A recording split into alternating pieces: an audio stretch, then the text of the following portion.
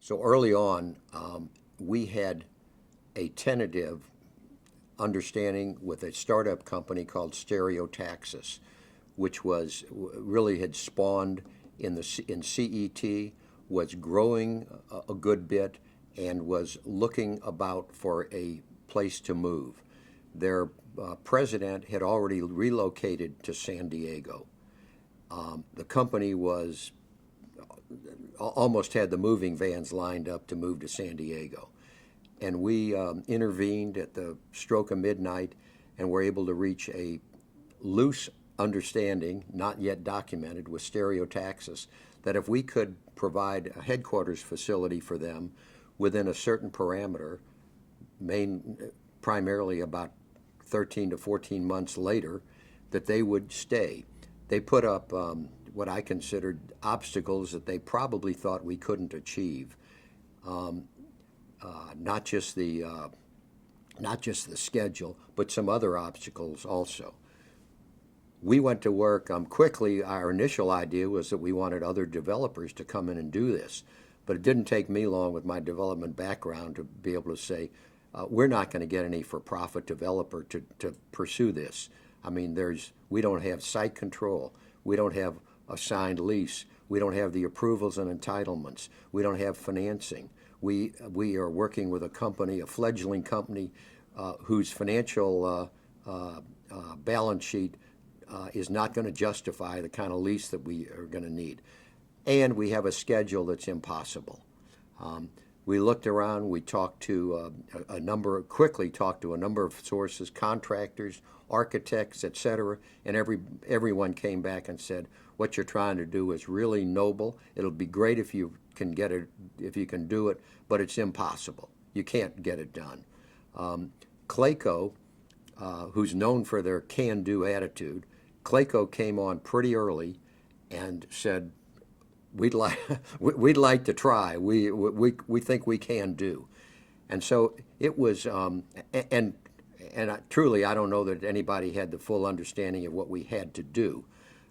But we started the initial building, again, without site control, without zoning entitlements, without financing, without plans and specifications.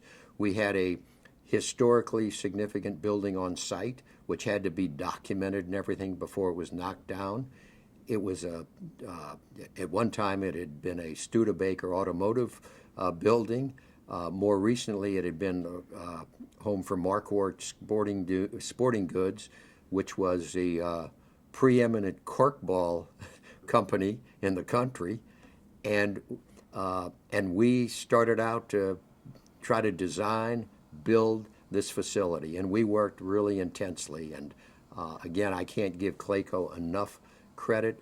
We developed a plan. We had multiple plans going forward, site plans. That is, what if we can't get the full site control? What are we going to do? What are we going to do for parking? What if we can't do this, that?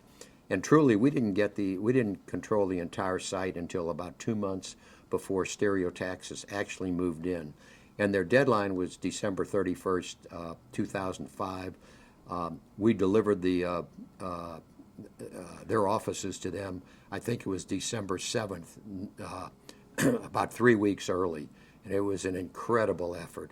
Again, we worked, the tradesmen generally worked weekends, we worked evenings. We had all kinds of understandings relative to no jurisdictional disputes. We developed a culture on the job. It was a sign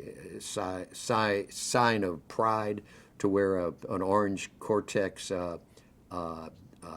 shirt or vest. It was just really a neat feeling. I mean, once a month we had a safety session. We had safety sessions all the time.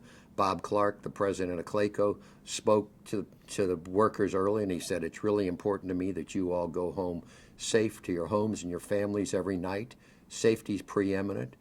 AGC, Associated General Contractors, once a month came on site, and we did a lunch for all the tradespeople, pizza or whatever, and conducted, another series on safety. We had other seminars, programs throughout the construction. And mind you, this was all during tough weather conditions.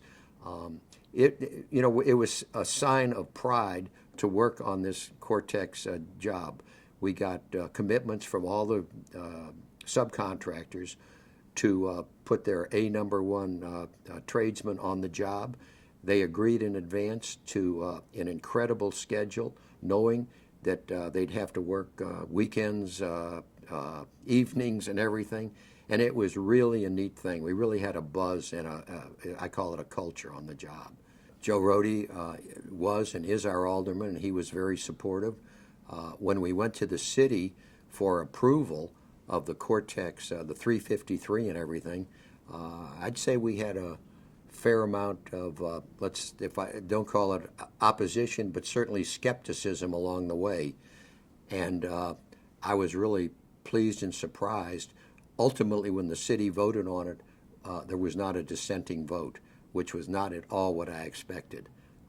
So the city did ultimately approve the entire Cortex 353 plan, which was pretty unique in itself. 353 plan being? Well, it was a plan where the city ceded a number of their rights and responsibilities to Cortex, and that was really important for us to be able to move forward.